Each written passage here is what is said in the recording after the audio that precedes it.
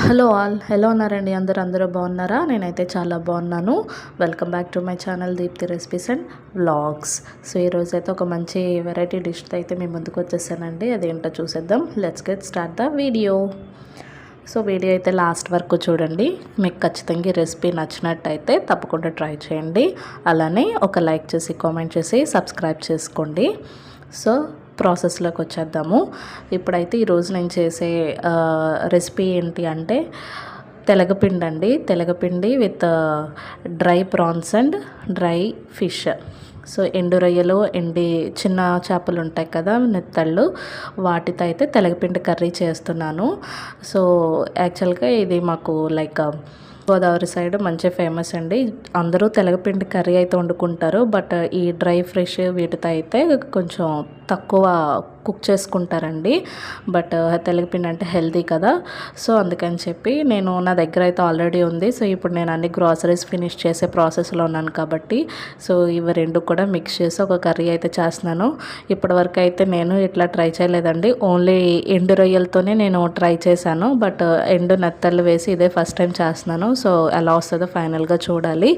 Same process అండి. తెలగపిండి రొయ్యలు ఎలా వండుకుంటారో, లేదంటే నార్మల్ తెలగపిండి వెజిటబుల్స్ ఎలా వండుకుంటారో అదే ప్రాసెస్. బట్ ఐటమ్స్ అనేది చేంజ్ అవుతాయి. అలానే కుకింగ్ టైం అనేది కూడా చేంజ్ అవుతుంది. సో ఫస్ట్ అయితే దీనికోసం నేను కడాయి పెట్టుకొని కొంచెం ఆయిల్ వేసుకొని సో అందులో అయితే తాలింపు ఆవాలు జీలకర్ర వేసుకున్నానండి. ఎక్కువేం కాదు. అలానే వెల్లుల్లి, కరివేపాకు ఫ్రై అయిన తర్వాత మనకి డ్రై ఫ్రెష్ ఏదైతే ఉందో ఈ ఎండ్రాయిలు ఎండెత్తళ్ళు కూడా వేసుకొని కొంచెం పసుపు వేసుకొని ఫ్రై చేసుకోవాలి. అవి కొంచెం ఫ్రై అయిన తర్వాత అందులోనే కారానికి తగినట్టుగా పచ్చిమిర్చి, ఉల్లిపాయ కూడా వేసుకొని నేనైతే ఒక చిన్న సైజు 2 ఆనియన్స్ తీసుకున్నానండి. సో వేసుకొని ఫ్రై చేసుకున్నాను. అవి ఫ్రై అయిన తర్వాత సో ఇప్పుడు మనకి ఇందులో అయితే ఉప్పు కూడా వేసుకొని ఫ్రై చేసుకోవాలి. అలానే కొంచెం ఫ్రై అయిన తర్వాత కారము, ధనియాల పొడి, కొంచెం గరం మసాలా. సో ఈ 3 కూడా మనకి స్పైసీకి తగినట్టు వేసుకోవాలండి. జనరల్గా మనకి తెలగపిండి అనేది కొంచెం స్వీట్గా ఉంటుంది. సో మనకి స్పైస్ కావాలి అనుకుంటే ఖచ్చితంగా కొంచెం కారం అనేది ఎక్కువ యాడ్ చేసుకోండి. వెజ్గా చేసుకునేటట్టయితే ఎండుమిర్చి కూడా యాడ్ చేసుకుంటారు తాలింపులో. సో నేను ఎండుమిర్చి అయితే ఇప్పుడు చేయట్లేదు. ఓన్లీ కారంతోనే స్పైస్ అనేది బ్యాలెన్స్ చేసుకుంటున్నాను. అలానే ఇక్కడ నేను వచ్చేసి 1 కప్పు తెలగపిండి అయితే తీసుకున్నాను.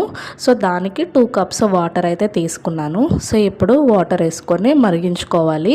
సో ఈ టైంలో అయితే మనం స్పైస్, ఉప్పు అన్నీ కూడా చెక్ చేసుకొని బ్యాలెన్స్ చేసుకోవాలి. సో ఇప్పుడైతే ఫ్లేమ్ అయితే స్లోలో పెట్టేసి, లో ఫ్లేమ్ పెట్టేసి పిండి అయితే యాడ్ చేశాను. సో ఈ పిండి యాడ్ చేసిన తర్వాత స్లోగా అయితే మొత్తం ఉండలు లేకుండా, లమ్స్ లేకుండా మిక్స్ చేసుకొని లిడ్ పెట్టుకొని లో ఫ్లేమ్లో అయితే కుక్ చేసుకోవాలండి. ఇది స్లోగా మనకి వాటర్ అంతా కూడా అబ్జార్బ్ అయ్యి కుక్ అవుతూ ఉంటుంది. లైక్ మనకి ఉప్మా ప్రాసెస్ లాగా. అంటే తెలిసిన వాళ్ళకైతే ఓకే, తెలియని వాళ్ళు ఎవరైనా చూస్తే కనుక కొంచెం డీటెయిలింగ్ చెప్తున్నాను అంతే. సో మొత్తం అంతా కూడా ఇప్పుడు చూసారా మనకి విడివిడిగా రావటం స్టార్ట్ అయింది. వాటర్ అంతా కూడా మనకి మొత్తం అబ్జార్బ్ అయిపోయింది. సో ఇలానే ఒక 5 మినిట్స్ లో ఫ్లేమ్లో పెట్టుకొని నెమ్మదిగా కుక్ చేసుకోవాలండి.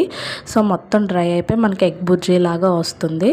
సో టేస్ట్ అయితే చాలా బాగుందండి. డిఫరెంట్గా నిజంగా ఎగ్ బుర్జీ టేస్ట్ విత్ ఎండు చేపలు మనకి ఫ్లేవర్ అనేది తెలుస్తుంది. ఖచ్చితంగా ట్రై చేయండి. టేస్ట్ అయితే బాగా వచ్చింది. మీకు వీడియో నచ్చినట్టయితే లైక్ చేసి కామెంట్ చేసి సబ్స్క్రైబ్ చేసుకోండి. Thank you for watching. Bye.